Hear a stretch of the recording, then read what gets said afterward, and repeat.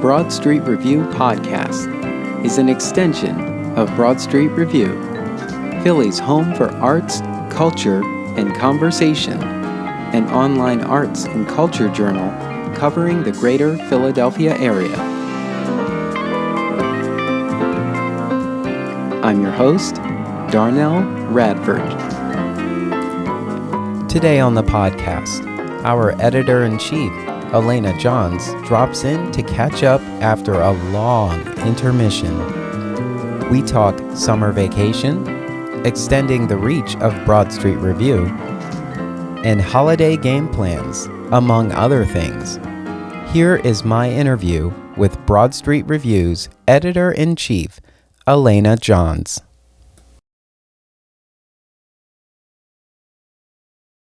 Welcome to the podcast. I'm your host, Darnell Radford, and today I am continuing my conversations with the team that is Broad Street Review, and I'm here with the editor-in-chief, Alaina Johns, in the virtual studio today.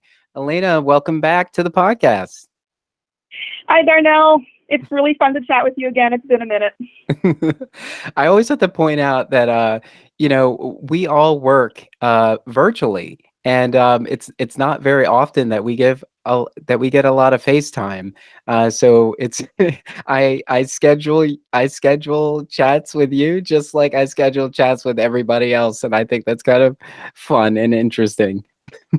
Yeah, and I think that you and I haven't sat down for the podcast since right after I first came into the job, like way back in the before times. Yeah. It's been about Well, it's been about 2 years. Yeah, at least. Yeah.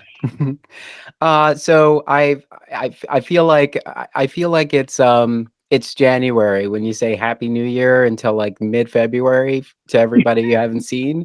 So since we haven't chatted in in a recorded space over the past 2 years, tell me a little bit about the last 18 months. Well, that's a big one. Simplify it in a few minutes if you could. Yeah. We at BSR, I mean, as you know, and anyone listening knows, most of what we do is covering arts events. So you can imagine what it was like for us round about mid-March 2020. It was just this cascade of emails from everyone who was on assignments for me about all of the cancellations.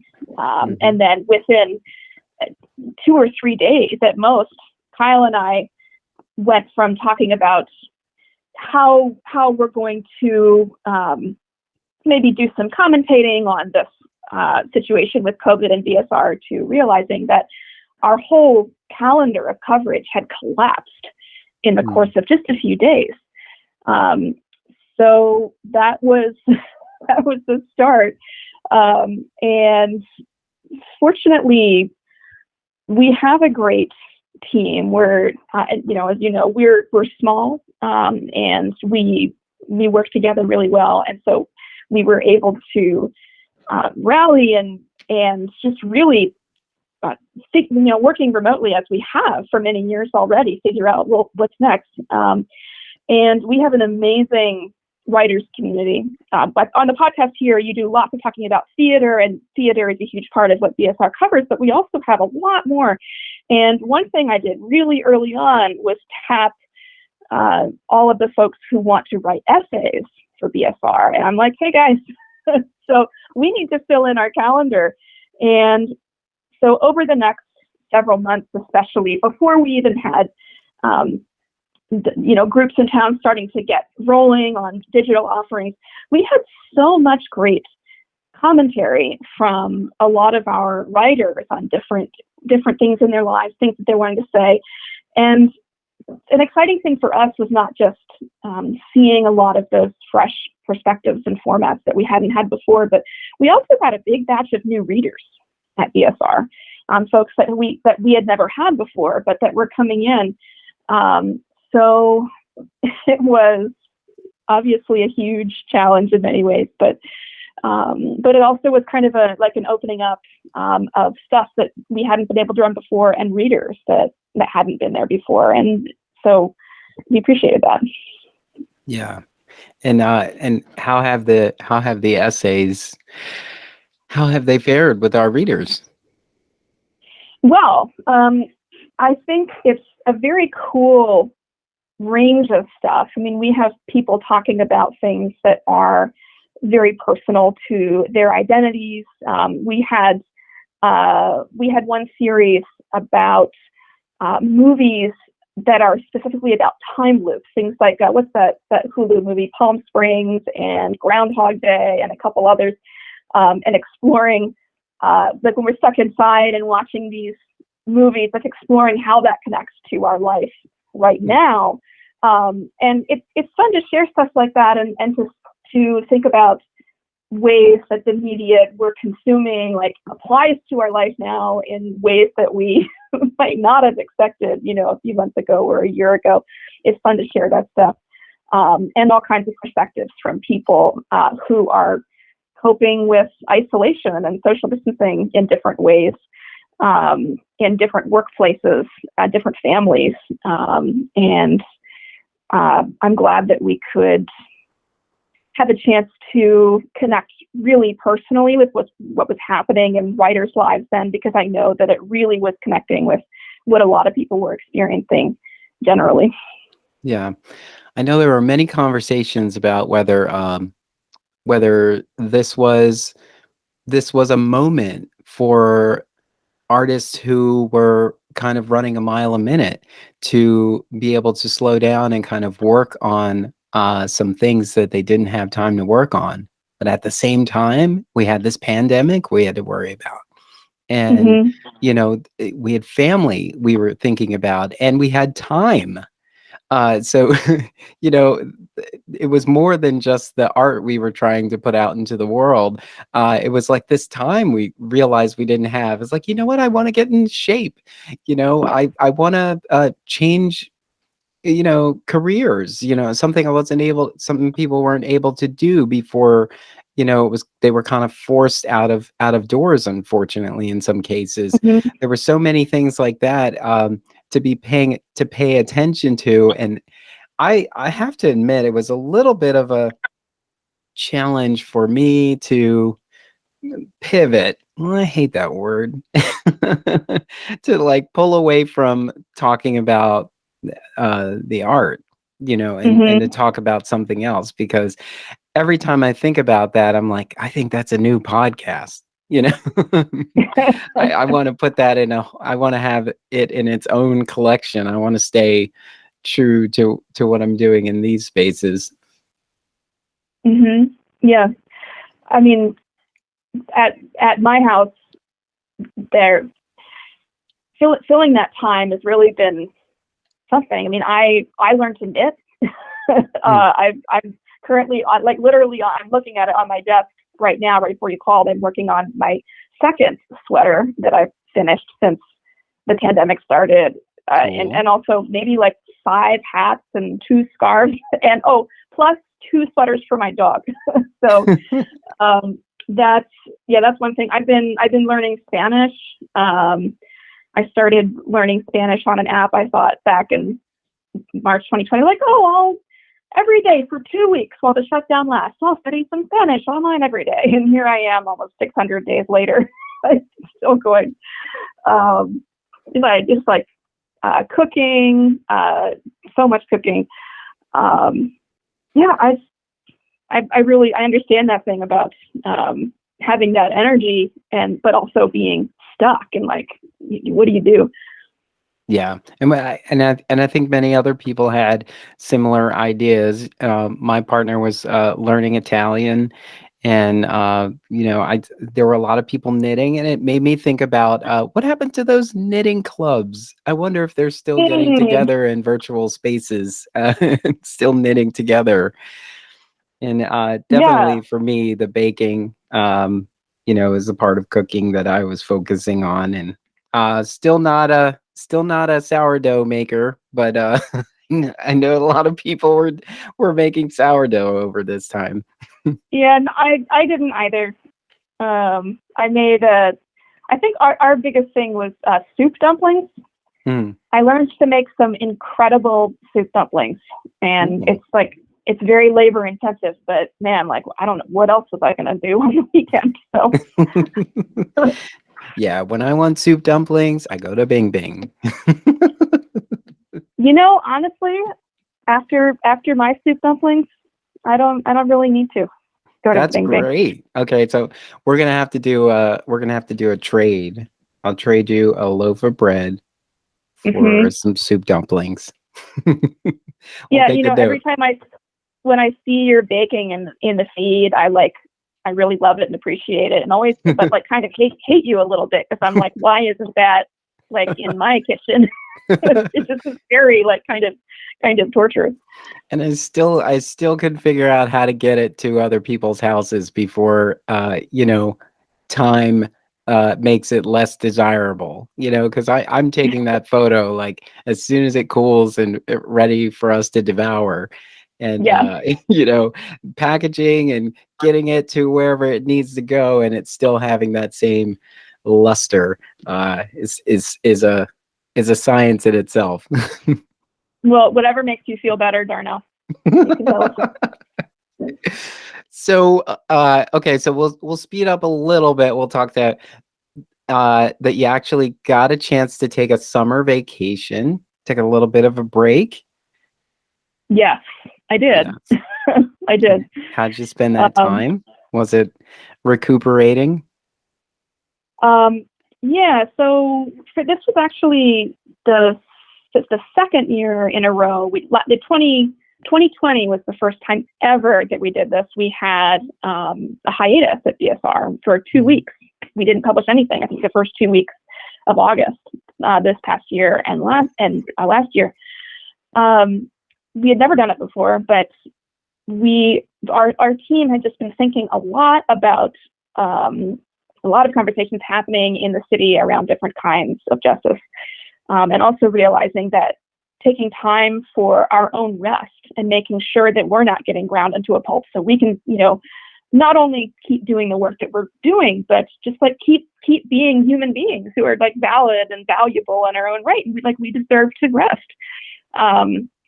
So that was an important thing to us that we enjoyed a lot. And so the crazy thing that happened is that after we had decided on this vacation and then found out through, I was trying to get recommendations on Facebook for what I should do, where I was heading to Vermont, where I had never been before.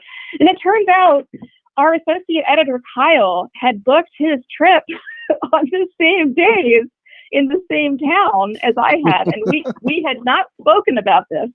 It was out of every place in the world. When we work together, we often joke when we try to coincidentally connect at the same time, or we have the same ideas at the same time, or we like show up to a thing wearing the same sweater, and we're like, there's like some kind of weird mind meld going on there. But this was beyond. Anyway, so that meant that for one day of our vacation, we actually were able to meet up and take a gorgeous ride into the Green Mountains in Vermont and find this wonderful like waterfall and river and just like sit on the rocks in the water all afternoon. And it really was sublime and just so funny that it worked out that way. That's really great. It's always great when something unexpected turns into something kind of magical. Yeah, and I never, for a second take for granted the great relationship that we have on our team, that when it turns out that we're vacationing in the same spot, it's not like, I'll see you when I get back. It's like, hey, let's do a thing together. This will be fun. Which is certainly not what I would first expect, like if you find out that you're like nearby a colleague on your time off. So it also just has something special about our team.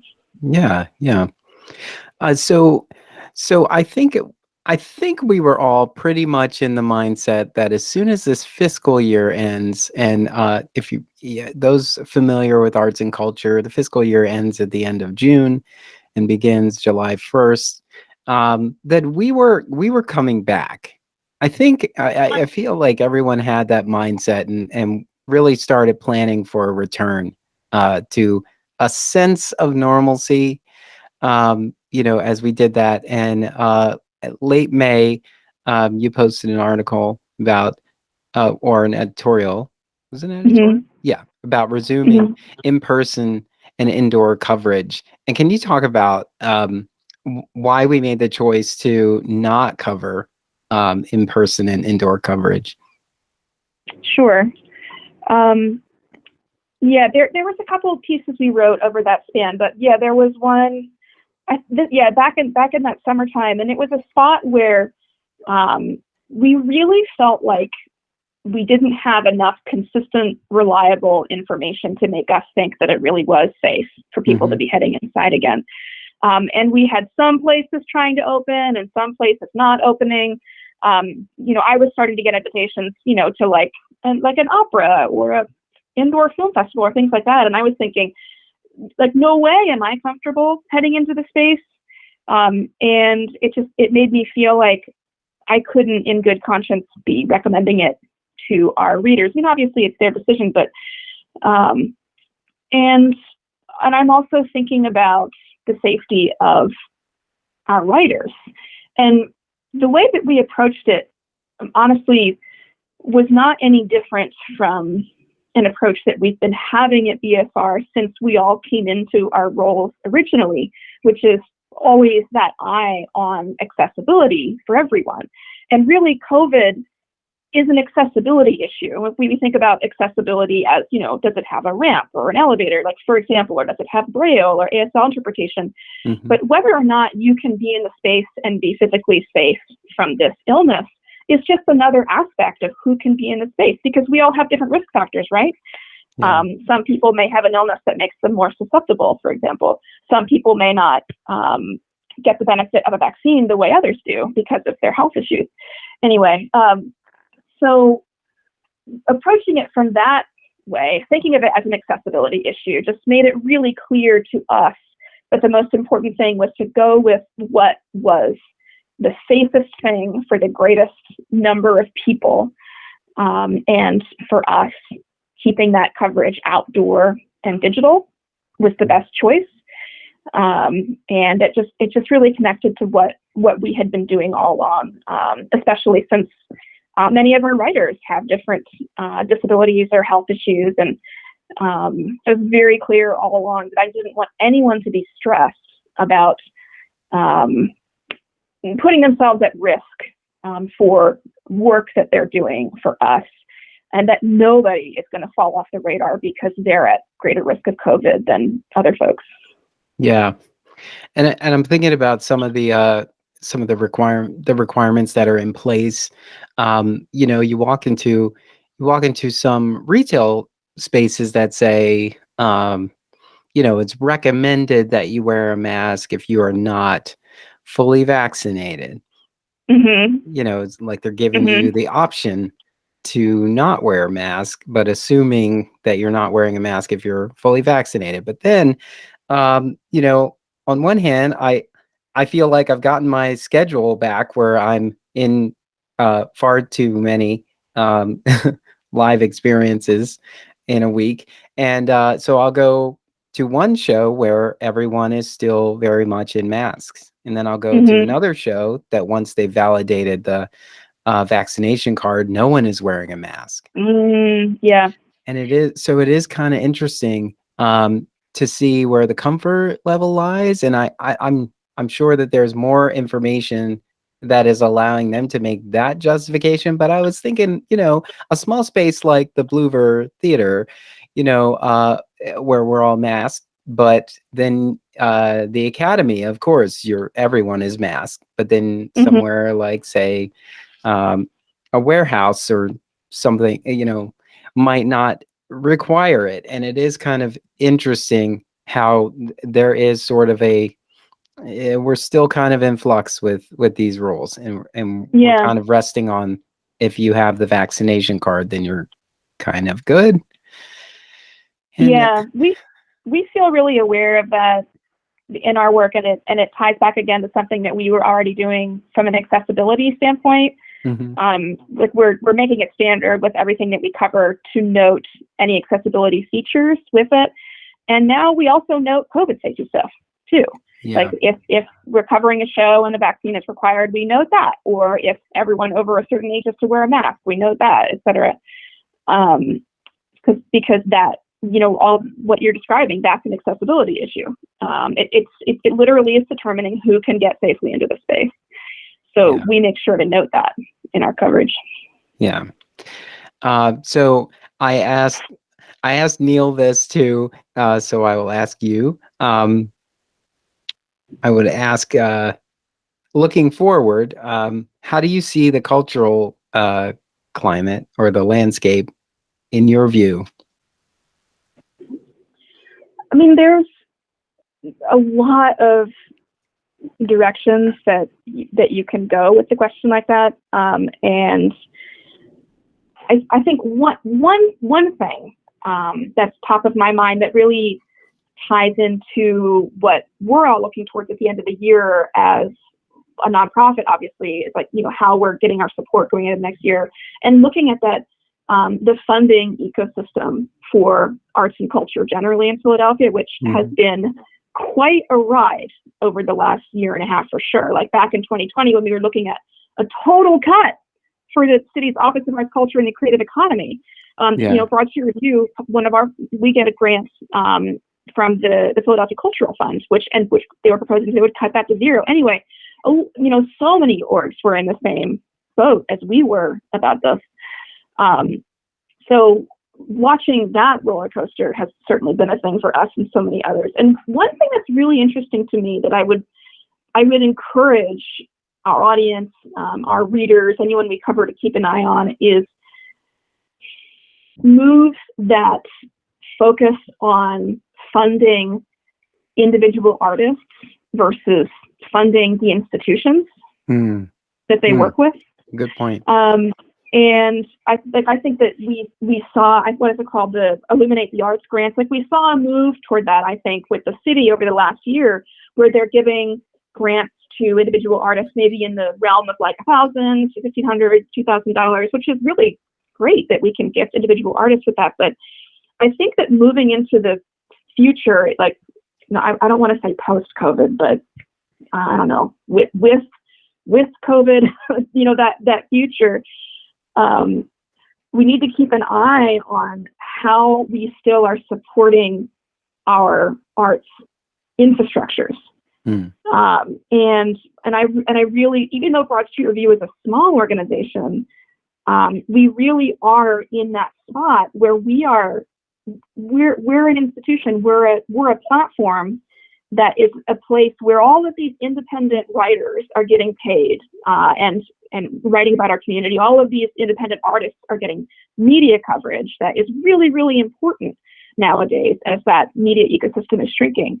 And giving your money to support an institution or an organization like BSR, that is serving as a platform to help organize those writers and those artists, is a really cool thing. And I just want us to keep our eye on that divide about whether we're not only saying, well, it's the individuals here, like here's the money, but like what's the bigger infrastructure that we still need, Mm-hmm. and are we supporting that? Yeah, we definitely need a more consistent funding resource that really takes seriously the value of arts and culture here in our community. Yeah, Mm-hmm. because as you were saying, it's like, are you kidding? Like, it's not just our it's not just our sporting events. Yeah. All of everything else kind of falls under arts and culture. If there isn't a solid infrastructure to support that, then what is the reason Yeah. to come to the city? Yeah. And you think about artists are like, okay, like they make their art, but are they also marketers? Are they fundraisers? Do they Hmm. deal with venues, with audiences? All of these things that the arts need to survive and thrive and reach their audiences. And how are we making that infrastructure possible? Yeah, yeah. And not everyone is savvy enough to find the new advancements in technology that are designed to simplify this for the solopreneur, as most Mm-hmm. artists are, Mm-hmm. to try to get that stuff taken care of, but also sort of out of your way so that you can make space to create the art, you Yeah. know. And it would be nice if someone made more of a consistent focus on sharing that information with the artists who need it. Yeah. I can, as a professional writer, I've been writing for almost 15 years now. And like I'm a good writer and editor. But it's like to do that nowadays, you also have to, it's like owning your own business, Hmm. like I have to promote myself and handle my clients and do my taxes and my invoicing. Like, no one taught me all that. Yeah, And we're just in this world where we have to do it. yeah, And I know that so many artists can hugely relate to that, whether they're a photographer or a lighting designer or whatever it is. Um, so it's like, what do you mean I yeah. need to be an LLC? How do I get a business credit card? Right. How does Right. this work? Yeah. Yes, definitely. um I wanted to ask, what did you miss? Uh, what did you miss that you weren't able to do during this intermission, that you've started doing again? Um, I think that the answer to that probably is really similar to a lot of people. But I remember back after I was literally almost exactly, what is the window, like 2 weeks or 4 weeks past your second vaccination, and I was at outdoor gathering, and a member of my family was there whom I hadn't seen in person for many, many months, and she also had finished her vaccine series, um and she asked me, "Can I give you a hug?" I was like, "Yes, you can give me a hug." And we hugged and just abjectly wept for Mm, minutes. Just it was so emotional to me. yeah. And there have been so many moments like that over the past 18 months. I remember really well, in the first months of the pandemic, I was walking my dog on a block around the corner from me where I live in East Passyunk, and I noticed a whole bunch of people on the block were all stepping out on their stoop at the same time, and they started to sing. It was someone's birthday on the block, and they couldn't have a party, but they stepped out at 8 o'clock in the morning, and they were singing happy birthday, Oh, um, to someone on the block. And I almost cried right there in the street, just thinking about what we were missing, and how we were trying to make up for it. It was like it was a tough thing, and now, being able to be in spaces again, and see my own family. I've had two nieces born, over the last 18 months, hmm, and being able to be with them without worrying so desperately about COVID because I'm vaccinated. Just um, yeah, there's not words for it. yeah. Definitely got more comfortable with nature over this Oh, I time. love it. Not that Yeah. I didn't have a love for nature, but definitely did. I feel like I've done like 10 years worth of camping over the past 2 years, because it's like space. You can easily keep your distance from people, but also Mhm. be there with other people. And it Mhm. was a good feeling, and it did feel a little bit more normal, I guess, because there were a lot of people around.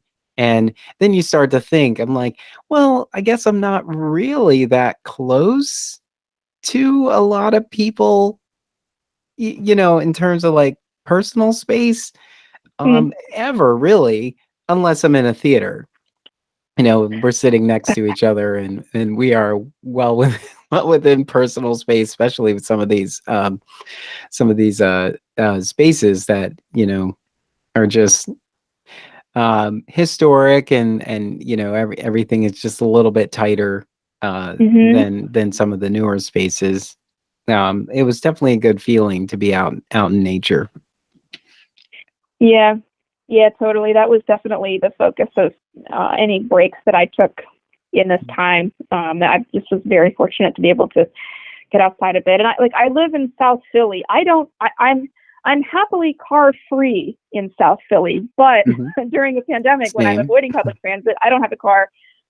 I get a little tired of the row houses and concrete. It was many, many, many, many months that I literally was like confined in, whatever, like a walking radius of my house. Um, so yeah, it was amazing to be able to get out when I could. Yeah. So as I always say, once we get past the Fringe Festival, um, you know, the season's kind of in full swing. It's like you really can't see anything. Um, you really can't see much beyond the festival because it consumes. It's multidisciplinary. But now that we're kind of in it, um, can you see any plans to extend the reach of BSR beyond what we're doing already?